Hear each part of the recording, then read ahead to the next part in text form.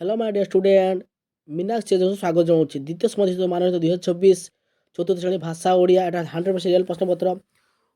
তো প্ୟାସେଜଟିକୁ ଯିବା ପୂର୍ବରୁ ଗୋଟିଏ ତୁମମାନଙ୍କୁ ରିକ୍ୱେଷ୍ଟ କରୁଛି ଭାଇ, ତୁମମାନେ ଯିଏ ଦେଖୁଛ ଭାଇ ହଉ ଭଉଣୀ ହଉ ଯିଏ ଦେଖୁଛ ପ୍ଲିଜ୍ ସମସ୍ତେ ମୋ ଚ୍ୟାନେଲକୁ ସବସ୍କ୍ରାଇବ୍ କର ଭାଇ। ଏ ଚ୍ୟାନେଲରେ କୌଣସି ଫେକ୍ ପ୍ରଶ୍ନ ଅପଲୋଡ଼ ହୁଏନି, ତୁମମାନେ କମେଣ୍ଟ କର, ମୁଁ ସବୁ କମେଣ୍ଟ ରିପ୍ଲାଏ ଦେବି।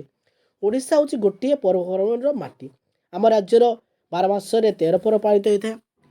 ସେଗୁଡ଼ିକ ହେଲା ଦୁର୍ଗା ପୂଜା, ଦୀପାବଳି, ରଜ ପର୍ବ, ନୂଆଖାଇ, ଜନ୍ମାଷ୍ଟମୀ, ମହାଶିବରାତ୍ରି ଇତ୍ୟାଦି। ଏହି ପର୍ବପର୍ବାଣିରେ ଦିନମାନଙ୍କରେ ଭିନ୍ନ ଭିନ୍ନ କରି ମିଠା ପଣା ମିଠା ତିଆରି କରିଥାଉ।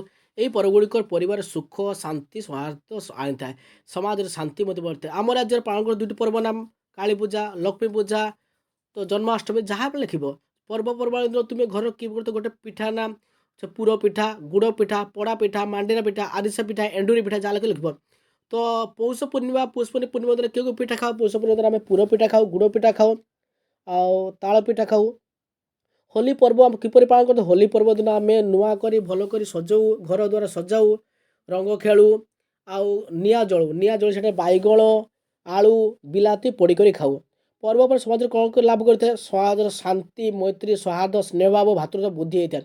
ଶିକ୍ଷକ ଶିକ୍ଷୟିତ୍ରୀ ଛାତ୍ରୀମାନଙ୍କୁ ଯେକୌଣସି କବିତା ସହିତ ପଚାରିବେ, ଆବୃତ୍ତି କରିବେ। ଯେକୌଣସି ତୁମେ କବିତା ଦିଦି ପଚାରିବେ ତୁମେ ଆବୃତ୍ତି କରି ଚ୍ୟାନେଲ ନୂଆ ଥିଲେ ସବସ୍କ୍ରାଇବ୍ କରିବେ।